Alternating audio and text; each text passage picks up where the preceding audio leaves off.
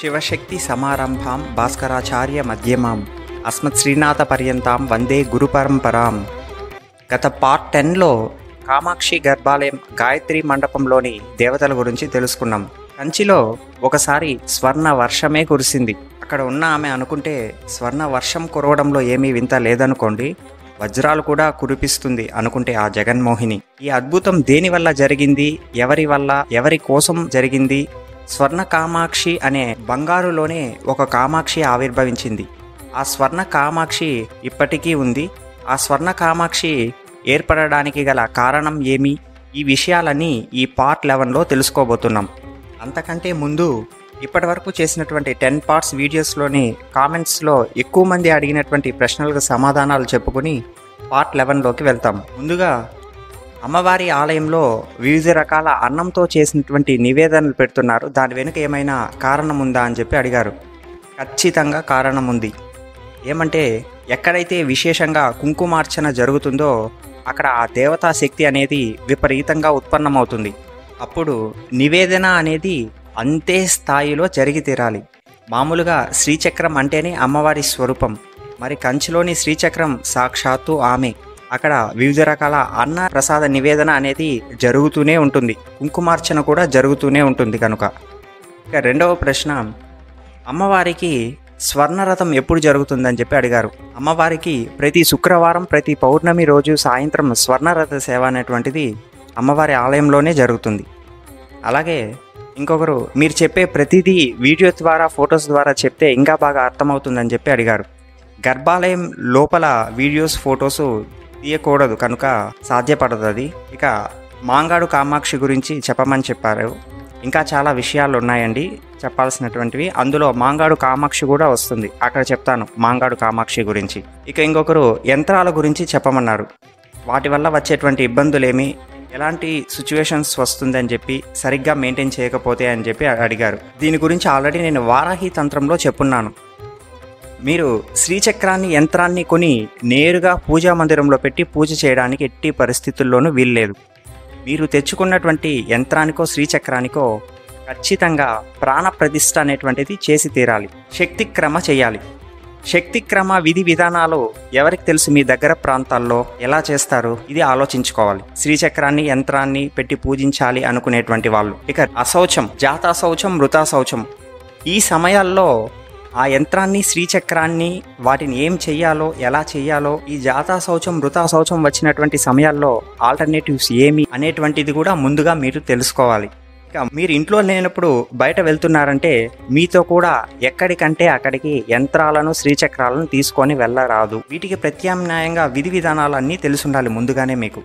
ఇక చాలామంది శ్రీ విద్య గురించి పర్సనల్గా కొన్ని అడగాలని, నన్ను కలవాలని, నేరుగా తెలుసుకోవాలని చెప్పి అడిగారు. అలాంటి వాళ్ళు ఛానల్లో ఉన్నటువంటి నంబర్కి వాట్సాప్ మెసేజ్ మాత్రం చేయండి, నేను మీతో మాట్లాడడానికి ప్రయత్నిస్తాను. బయట ఎవరైనా అమౌంట్ అడుగుతున్నారు అంటే, మంత్రానికి డబ్బు తీసుకుంటున్నారు అంటే వాళ్ళు బిజినెస్ చేస్తున్నట్టు. మీరు ఎట్టి పరిస్థితుల్లో మోసపోకండి. ఒక మంత్రానికి కాస్ట్ని డిసైడ్ చేసేంతటి అధికారం ఈ సృష్టిలో ఎవరికీ లేదు.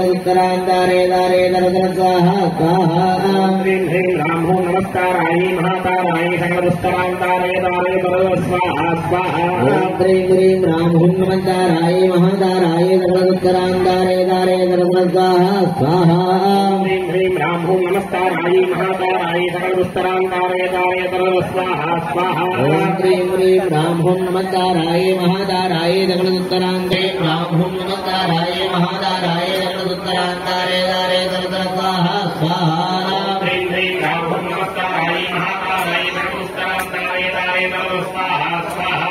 ह्रीं ह्रीं रां हुं नमस्काराय महादाराय दगड़दुत्तरान्तारे दारे ह्रीं ह्रीं रां हुं नमस्काराय महादाराय दगड़दुत्तरान्तारे दारे स्वाहा स्वाहा ह्रीं ह्रीं रां हुं नमस्काराय महादाराय दगड़दुत्तरान्तारे दारे स्वाहा स्वाहा ह्रीं ह्रीं रां हुं नमस्काराय महादाराय दगड़दुत्तरान्तारे ह्रीं ह्रीं रां हुं नमस्काराय महादाराय दगड़दुत्तरान्तारे दारे ह्रीं ह्रीं रां हुं नमस्काराय महादाराय दगड़दुत्तरान्तारे दारे स्वाहा स्वाहा ह्रीं ह्रीं रां हुं नमस्काराय महादाराय दगड़दुत्तरान्तारे दारे स्वाहा स्वाहा ह्रीं ह्रीं रां हुं नमस्काराय महादाराय दगड़दुत्तरान्तारे दारे स्वाहा स्वाहा ह्रीं ह्रीं रां हुं नमस्काराय महादाराय दगड़दुत्तरान्तारे दारे स्वाहा स्वाहा ह्रीं ह्रीं रां हुं नमस्काराय महादाराय दगड़दुत्तरान्तारे दारे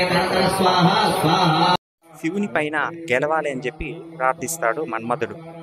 ఏ శివాలయంలో కూడా అమ్మవారికంటూ ఒక ప్రత్యేకమైన ఆలయం లేదు, సన్నిధి లేదు. ఉన్న అమ్మవారి మూర్తుల్లో కూడా జీవకళ లేదు. ఇలా ఎందువల్ల అని చెప్పి తన దివ్య జ్ఞాన దృష్టి ద్వారా చూస్తాడు బ్రహ్మ. అప్పుడు తెలుస్తుంది బ్రహ్మకి ఈ అందరి అమ్మవార్లలోని శక్తులన్నింటినీ కామాక్షి తనలోకి లాక్కొని ఏకశక్తిగా కామాక్షిగా ఉంది అని చెప్పి అందరిలోని జీవ కళలను ఆమె తీసేసుకుని ఉంటుంది, అందరి అమ్మవార్లలోనివి పూర్తిగా. దీని గురించి అమ్మవారిని అడగాలని చెప్పి కాంచీపురంలో అమ్మవారి కోసం ఘోరమైన తపస్సు చేస్తాడు బ్రహ్మ. 12 సంవత్సరాలు తపస్సు చేస్తాడు. కంచిలోనే అమ్మవారు అనుగ్రహించి ప్రత్యక్షమవుతుంది. బ్రహ్మకి ఏం కావాలి, ఏ కారణం చేత తపస్సు చేశావు అని చెప్పి అడుగుతుంది అమ్మవారు. చెప్తాడు బ్రహ్మ, నేను ఎక్కడ చూసినా నీ మూర్తుల్లో జీవ కలలేదు, శక్తి విహీనంగా ఉన్నాయి నీ మూర్తులన్నీ కూడా.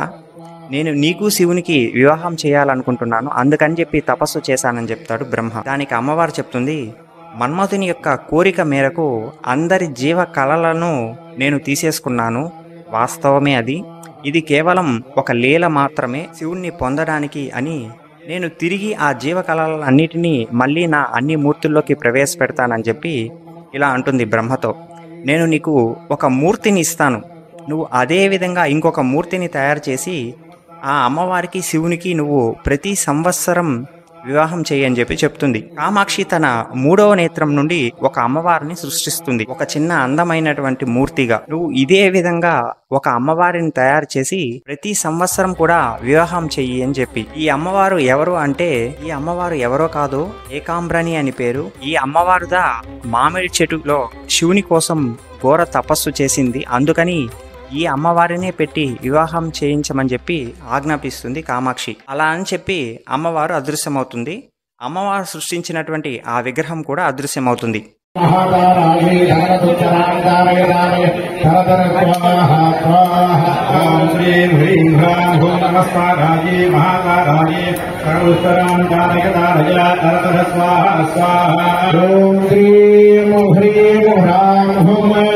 నమస్తారాజీ మహాతారాజీ సకల దుఃఖరాజా తరతర స్వాహ స్వాహ. ఓం హ్రీం హ్రీం హ్రాం హుం నమస్తారాజీ మహాతారాజీ సకల దుఃఖరాజా తరతర స్వాహ స్వాహ. ఓం హ్రీం హ్రీం హ్రాం హుం నమస్తారాజీ మహాతారాజీ తరతర స్వాహ. సపరివారాయీ దశ మహావిద్యా తారా పరమేశ్వరీ నమః. ఆసనం సమర్పయామి. బ్రహ్మ అదే విధంగా స్వర్ణంలో ఒక విగ్రహాన్ని తయారు చేస్తాడు.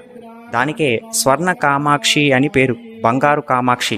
ఈ బంగారు కామాక్షి తన కుడి చేతిలో చిలుకను పెట్టుకొని ఎడమ చేతిని కిందకు వదిలి గంభీరంగా సర్వ లక్షణాలతో రాశీభూతంగా వెలిగిపోతూ ఉంటుంది. బ్రహ్మ ఈ అమ్మవారితో ఏకాంబ్రనాథునికి పంగుని ఉత్తరం రోజు వివాహం చేయిస్తాడు.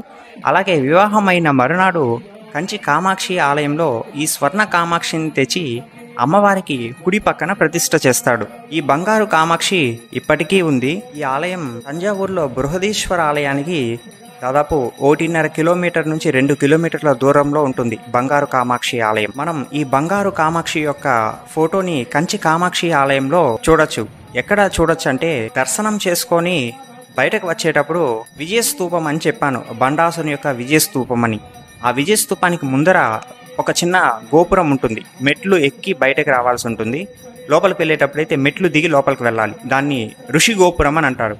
ఈ ఋషి గోపురంలో ఎడమ వైపున ఒక పెద్ద ఫోటో ఒకటి పెట్టున్నారు. ఆ ఫోటోలో నిల్చున్నటువంటి ఒక ఉత్సవమూర్తి లాగా ఉంటుంది. ముఖం నల్లగా, ఆమె బంగారు కామాక్షి.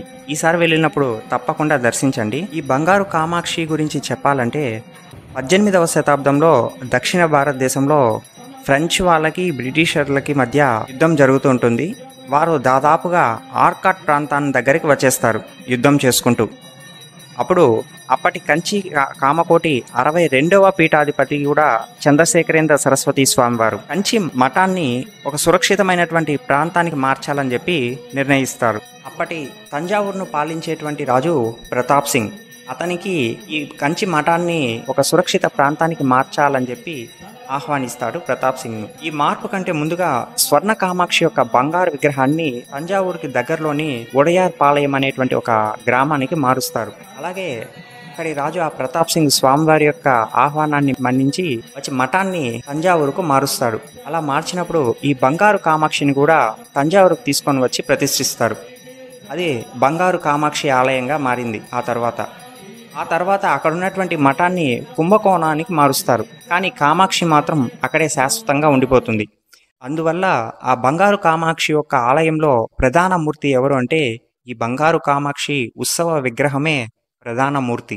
ఈ బంగారు కామాక్షి స్వర్ణ విగ్రహం అయినప్పటికీ అమ్మవారి ముఖం ఆశ్చర్యంగా మీరు చూస్తే నల్లని రంగులో ఉంటుంది. దాని వెనుక ఒక కారణం ఉంది. ఈ ఉడయార్ పాలయం అనేటువంటి గ్రామం నుంచి తంజావూరికి అమ్మవారిని పల్లకిలో తీసుకొని వెళ్తారు. పల్లకిలో తీసుకెళ్తున్నటువంటి బంగారు కామాక్షి పైన పూజారులు గుడ్డను కప్పేసి వెళ్ళేటువంటి దారిలో అమ్మవారి పైన ఒక అసత్యాన్ని ప్రచారం చేస్తారు. దారి పొడవునా ఆ అసత్యం ఏమి, ఇక స్వర్ణవర్షం ఎలా కురిసింది అని చెప్పి నెక్స్ట్ పార్ట్ లో తెలుసుకుందాం.